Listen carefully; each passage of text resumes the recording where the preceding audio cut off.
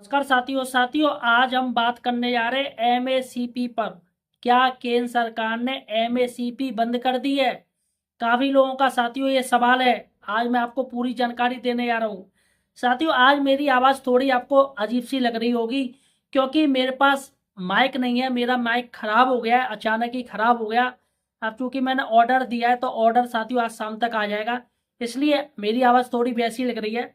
साथियों आज हम बात करेंगे कि एमएससी पर, और राज्यसभा में एक प्रश्न पूछा गया जिस पर साथियों सरकार ने जवाब दिया है कि आखिर किनको एमएसपी का फायदा नहीं मिलेगा और किनको एमएससीपी का फायदा मिलेगा। यह साथियों पूरी जानकारी आपको देने आ रहा हूं, बकायदा ए टू जेड। इसलिए साथियों अगर आप एक पेंशनर हैं या फिर फैमिली पेंशनर है या फिर सरकारी कर्मचारी हैं तो यार हमें सपोर्ट कीजिएगा, चैनल को सब्सक्राइब कीजिएगा। यहाँ पर आपको सही और सटीक जानकारी मिलती है। देखिएगा साथियों हमारे इसमें चैनल में काफी पेंशनर जुड़े हैं विभिन्न डिपार्टमेंट के। कोई बैंक पेंशनर है, कोई ईपीएस 95 से रिलेटेड है ना, कोई केंद्रीय कर्मचारी है, डिफेंस पेंशनर है, मतलब सभी विभाग के पेंशनर जुड़े हैं। सबसे बड़ी बात है काफी लोग एमएससीपी जानते नहीं है, तो मैं आपको बता दूं एमएससीपी होती क्या। देखिएगा एमएससीपी होती है मॉडिफाइड एंश्योर्ड करियर प्रोग्रेशन, जिसे एमएससीपी कहते हैं। अब थोड़ा मैं आपको पूरी जानकारी दे रहा हूँ भैया। काफी लोग इंतजार में है कि एमएससीपी क्या होती है, ये कैसे क्या किसको क्या मिलती है, इसके बारे में आपको बता दे रहा हूँ। देखिएगा साथियों एमएससीपी क्या होती है, मॉडिफाइड एंश्योर्ड कैरियर प्रोग्रेशन, केंद्र सरकार के कर्मचारियों और रक्षा कर्मियों के लिए एक वित्तीय सुधार योजना है। यह योजना उन कर्मचारियों को दी जाती है जिन्हें लंबी सेवा के बाद भी पदोन्नति नहीं मिलती है, यानी सीधी सी बात है जिनको काफी समय हो गया है, कोई प्रमोशन नहीं हुआ है, तो ऐसे में सरकार की तरफ से एमएससीपी दी जाती है। साथियों ये ठीक वैसा ही होता है जैसे चयन वेतनमान होता है। जैसे जो राज्य कर्मचारी हैं उनका चयन वेतनमान लगता है 10 साल बाद, हर 10 साल बाद उनको चयन वेतनमान मिलता है, चाहे उनको प्रमोशन हुआ हो या ना हो, लेकिन एज अ प्रमोशन के तौर पर ही उनको चयन वेतन उनका लगा दिया जाता है। या तो भैया पहले प्रमोशन हो जाइए तो आपको उसका फायदा मिल जाएगा, और जिन लोगों का प्रमोशन नहीं हो पाता है या जो नहीं मिल पाता है तो ऐसे में उनको एमएससीपी दी जाती है। ठीक वैसे ही जैसे चयन वेतनमान होता है, जैसे कि शिक्षा विभाग होता है उसमें ये मिलता है।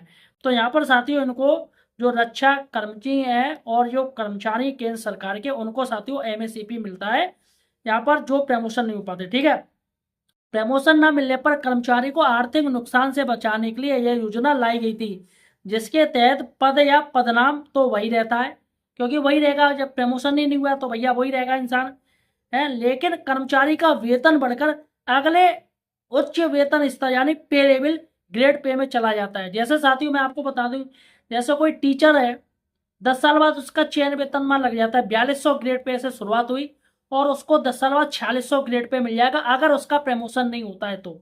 अगर इनका प्रमोशन हो गया 10 साल से पहले तो वो 4600 ग्रेड पे में पहुंच जाएगा, और अगर जो लोग नहीं पहुंच पाते तो वो 10 साल बाद अपने आप उनका चयन वेतनमान यानी सिलेक्शन ग्रेड लग जाता है। तो यहाँ पर साथियों अगर रक्षा कर्मियों की बात करें, आर्मी में बात करें, तो यहाँ पर एमएससीपी होता है। ठीक है, लेकिन कर्मचारी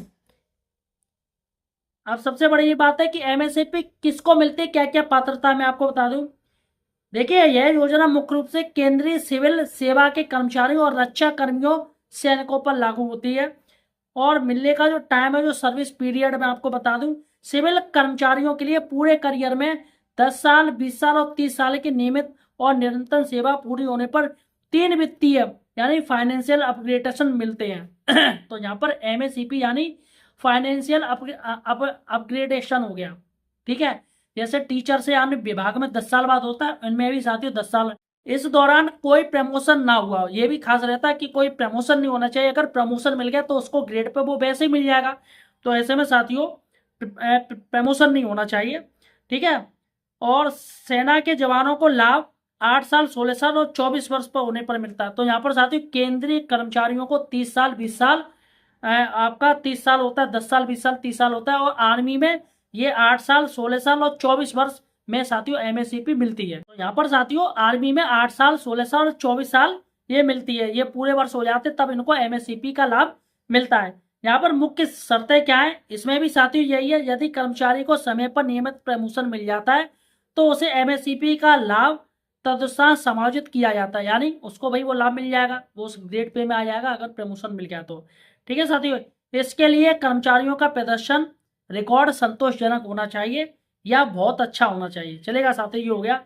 अब सबसे बड़ी बात है कि सरकार ने क्या जवाब दिया है इस एमएससीपी को लेकर। देखिएगा साथियों, एमएससीपी में राज्यसभा में हाल ही में यानी 23 जुलाई 2026 को सांसद हैं श्री संजय सिंह द्वारा एमएससीपी योजना के संबंध में पूछे गए सवाल पर सरकार ने स्पष्ट किया है, क्या किया है कि 1 सितंबर 2008, यहां पर देखिएगा 1 सितंबर 2008 से पहले, ठीक है, 1 सितंबर 2008 से पहले, यानी यहाँ की बात हो रही है 1 सितंबर 2008 से पहले यानी 2006 से 2008 के बीच सेवानिवृत्त होने वाले केंद्रीय कर्मचारियों को एमएससीपी का लाभ नहीं मिलेगा। सीधा सा उन्होंने कह दिया, संसद में पूछे गए सवाल और सरकार का जवाब है, क्या छठे केंद्रीय वेतन आयोग यानी 6th सीपीसी के तहत 2006 और 2008 के दौरान सेवानिवृत्त होने वाले केंद्रीय सरकारी सिविल कर्मचारियों को एमएससीपी लाभ से वंचित किया गया है, इसका क्या कारण है। ये साथी उन्होंने सांसद जी ने पूछा है राज्यसभा में, संजय जी ने। ये आपका 6th पे कमीशन के आसपास का ये मैटर है, तो इसका क्या कारण है।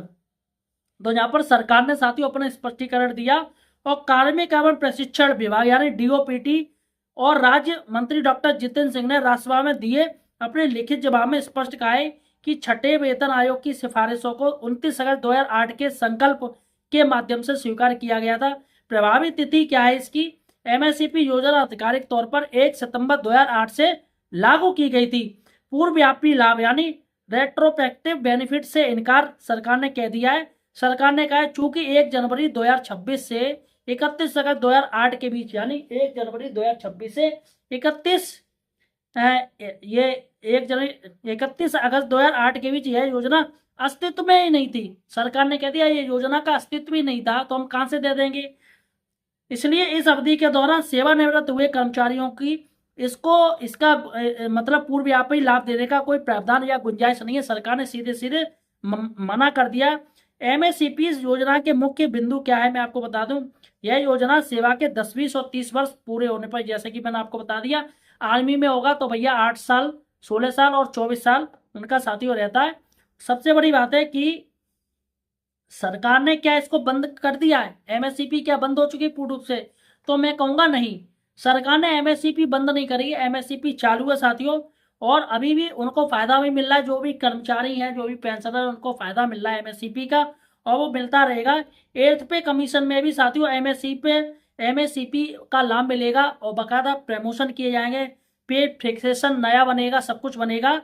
और यहाँ पर जो सिर्फ सबसे बड़ा मैटर है कि ये जो राज्यसभा में प्रश्न पूछा गया 1/1/2006 और 31/8/2008 इन लोगों को मिलेगा या नहीं मिलेगा, तो इनको साथियों लाभ नहीं मिलेगा और बाकी का साथियों एमएससीपी का सभी को लाभ मिलेगा। तो फिलहाल साथियों आपका और कोई प्रश्न है एमएससीपी के बारे में मुझे कमेंट सेक्शन में पूछ सकते हो। धन्यवाद।